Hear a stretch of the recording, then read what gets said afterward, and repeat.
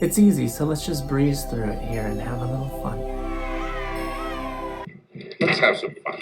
I recommend writing the alphabet and pronouncing it aloud along with me. Something magical really happens the more notes we take and the more we speak aloud to ourselves.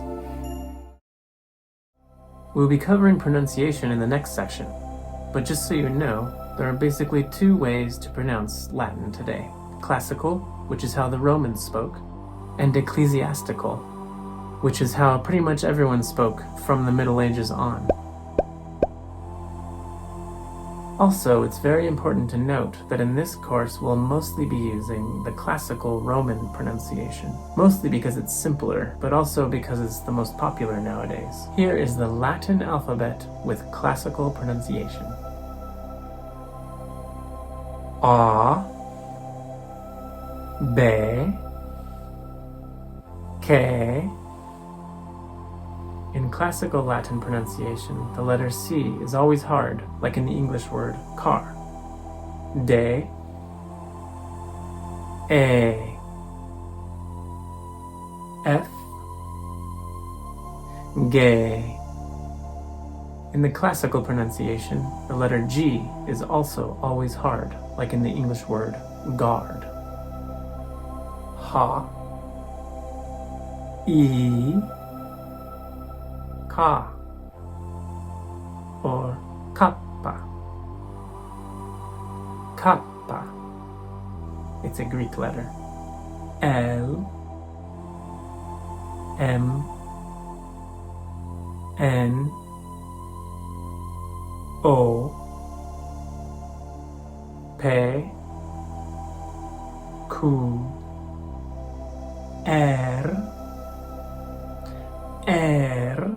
This is called the dog letter, canina littera, because we roll it like a growling dog. R.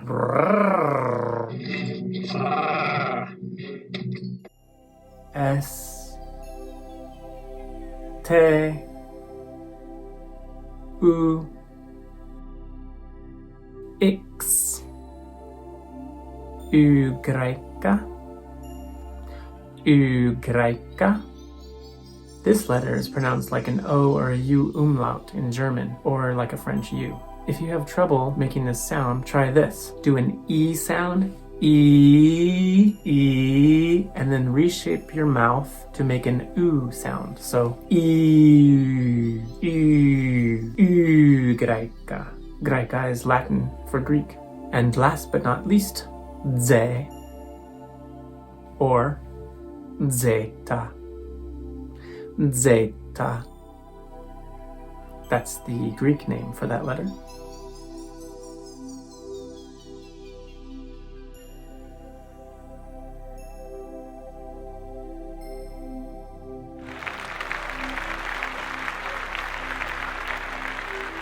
So there are a lot of familiar names and sounds in there. So wasn't that easy? You did great. MOTE, MOTE. This is how we say bravo or brava in Latin.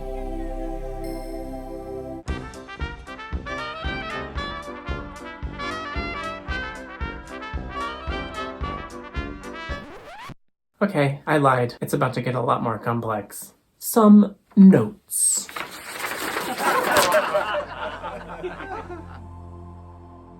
V and U are the same letter. The ancient Romans actually didn't have a U, they only had V's. The U's were added later in medieval times. V can sometimes be a consonant or a vowel. When it's a consonant, it's a V, and when it's a vowel, it's a U. Since we're using the classical pronunciation for this course, they both sound like either W, like the English W, or U. Vita, Victoria, Magnus,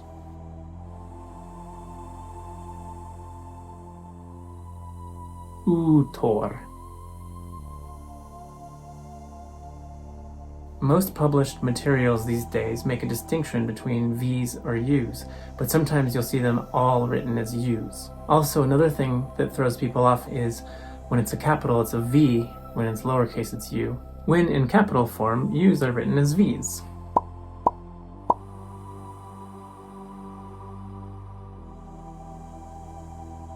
So, since you are a free-thinking magic user, it's up to you to decide how you want to play with this letter. For me, I usually prefer all uppercase V's, like the Romans. Victoria. When I do write in lowercase, I like to use U's in the correct places. Magnus. Venus. Just so you know, same letter.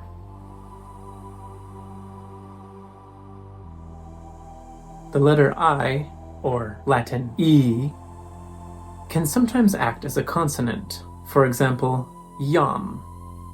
This is pronounced yam, not Iam. Or this name, the Roman name for Hera, Juno, not Iuno. In the Middle Ages, the consonant I became elongated to become J. You could say they're the same letter in a way. So we see Juno, in Latin pronounced Juno, in English, Juno, and also Jupiter. We now say Jupiter. This actually drove me crazy for a while and became kind of a pet peeve. And if you feel that way, don't go overboard correcting people or even telling anyone. For one thing, they don't like it. But also it's important to remember that the form of the word adopted by English or any other language becomes correct.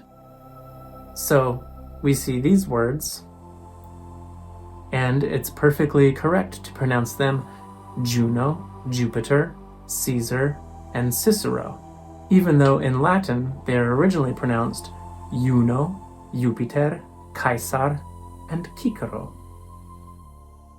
So that might have seemed like a bit of a rant, but believe me, the more you get into Latin, the more you'll see people really argue about these points, and they get really upset, and they can get pretty ugly. You do not talk about Fight Club.